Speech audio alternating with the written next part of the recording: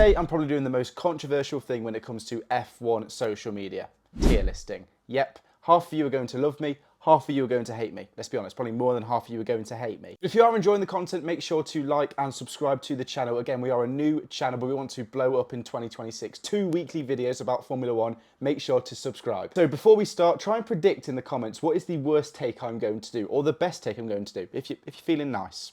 Please be feeling nice today. So the first one we're going to be doing is ranking every team's 2026 so far. We've got S tier, the superior tier, followed by A, B, C, and D. Trust me, every single category here will at least be filled by one team. We'll go over the order down here. We'll start off with Alpine. Again, Alpine have actually had a very good start to 2026, especially compared to their 2025 season. It's been filled with a lot more points, a lot more positives for Pierre Gasly, and especially Franco Colapinto in these recent races, who's actually outperformed Gasly. So where to put Alpine? It's been a really solid start.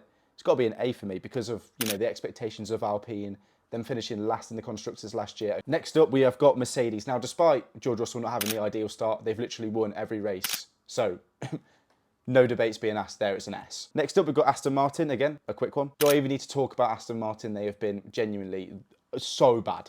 So bad. The fact we praise them finishing a race is ridiculous. Next up, we've got Audi.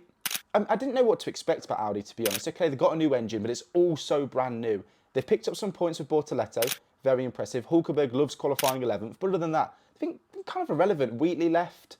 Just nothing bad, but nothing great either. We'll go C. Nothing bad, but nothing great. C. Cadillac, and that is a team who had zero expectations. I was expecting Cadillac to almost become outside the pace bracket and have to disqualify themselves from qualifying. But they've actually been quicker than Aston Martin. But that's not almost because of how good Cadillac have been or how surprising they've been. That's because of how bad Aston Martin have been. So again, I think similar to Audi, kind of in terms of expectation, I'll go C. Next up, we've got Ferrari. Now, Ferrari, honestly, I thought they were going to drop in 2026 a lot. Bad 2025, but so far it's been solid. Their best result being a P2 with Lewis. Okay, no solid win, but honestly, it's just been a solid season. 5 double points finishes. You cannot moan as Ferrari. I'll put them in the A tier. Just solid season so far. Haas, great start for Haas, but while they've dropped, Ollie Behrman had a fantastic start. But Haas have lost their momentum ever since that massive crash in Japan. Poor Ollie Behrman for that, by the way. And they've not been able to pick it back up. So where to put Haas? I mean, there's still been a solid start. They're behind the Racing Bulls in points, but I think I'll go bottom of B. It's been better than Audi with those early results for Behrman. Let's not forget that. McLaren, I mean, what do you even do with McLaren? Obviously, the team I support, but I wasn't expecting them to win, but I also wasn't expecting it to just be DNFs every week. The Canada one, obviously recent memory stands, it's really withheld me, but they've got a sprint win, something Ferrari haven't got. They've got a really solid start again, a solid car, solid driver lineup still, obviously, but Ferrari, I had no expectations for them. McLaren with a Mercedes engine, got to go top of B. I mean, again, a sprint win, double podium, some things Ferrari haven't had, but I had less expectation for Ferrari this season. That's purely what it is. Racing Bulls, this one's easy for me. They go similar to Haas. They've got a really strong engine with that Ford, which is surprising, but that's not the team. That is the engine, and overall, I'll put them in B, just similar to Haas. Actually, we'll go above Haas, I think. Then we've got two teams here, and I'm tempted to put both of them in D. We've got Williams and Red Bull Racing. Williams, for me, is a straight D. Compared to last season, they've dropped off a cliff. They gave all the chat of we're prioritising 2026.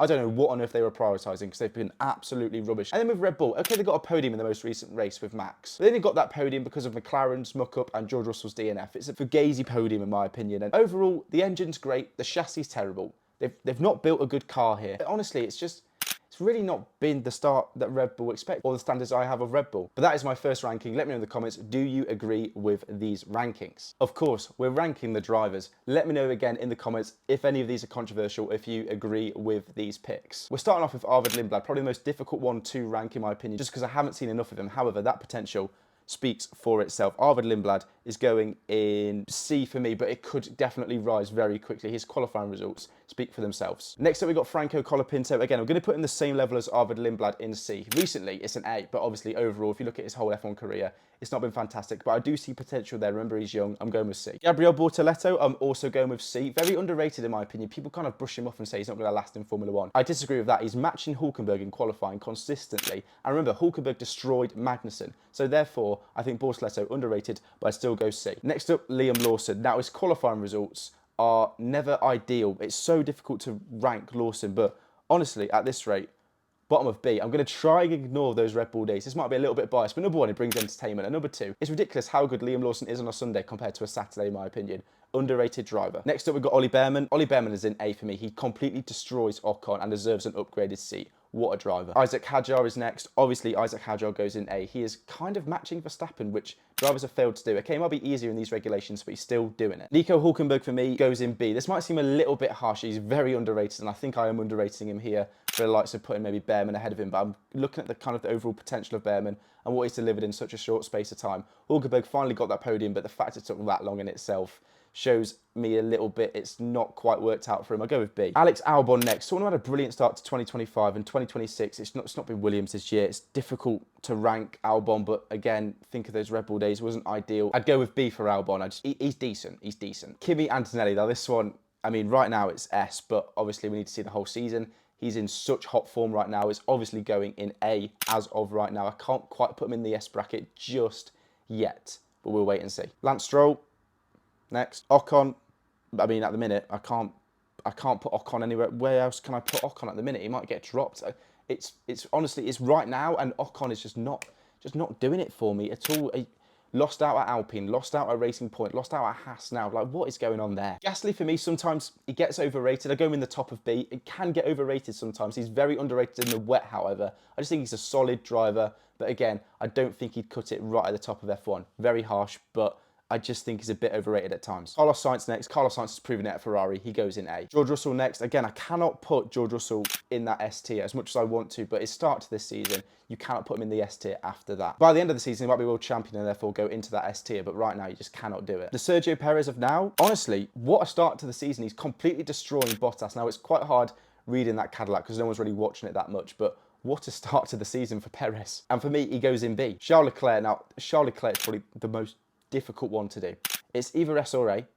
Has he been given the car opportunity? No. But does he let himself down a lot? Yes. I go very top of A. Very top of A. That might be controversial, but very top of A. Oscar Piastri next. Could have won the title last year if McLaren prioritised him. I think he's top. I think he's so good, Oscar Piastri. I mean, I really hope McLaren can keep him. We'll put him in A. Valtteri Bottas right now is D. I mean, Valtteri Bottas, bless him, at Cadillac, he's been terrible. Here we go. We've got 4 drivers left. The 4 world champions. Norris, Alonso, Verstappen and Hamilton. Okay, if we're doing it right now, it is so difficult kind of to do. Alonso right now, for me, is A. Overall, he's S, but we're doing it right now. He's A. Lewis Hamilton, only one place he can go. S. I mean, I know currently not right now, and I've dropped Alonso, but he's the GOAT. Come on. Max Verstappen, S. Max Verstappen, S. Come on. Lando Norris. Now, hear my logic here. If I've put Oscar Piastri in A, Lando Norris beat him to a world championship where it matters most. Okay, his start wasn't perfect, but he did enough to win the title. Doesn't matter if he won by 2 points. Doesn't matter if he won by 200 points. He's got 1 title. He goes in S for me. He's a level above Leclerc at the minute. When you look at the 2026 recent performance, he's destroying Piastri. Okay, in the head-to-head, not ideal, but he's got reliability problems. And he's got so much pace, it's ridiculous. He's gained another level since becoming world champion. He goes in S for me. And they are my rankings. Again, let me know if you think any of these are controversial. Let me know if you think I'm right as well, actually. I really don't mind a positive comment as well. Make sure to subscribe for 2 weekly F1 videos. Drop a like as well. Thank you for watching.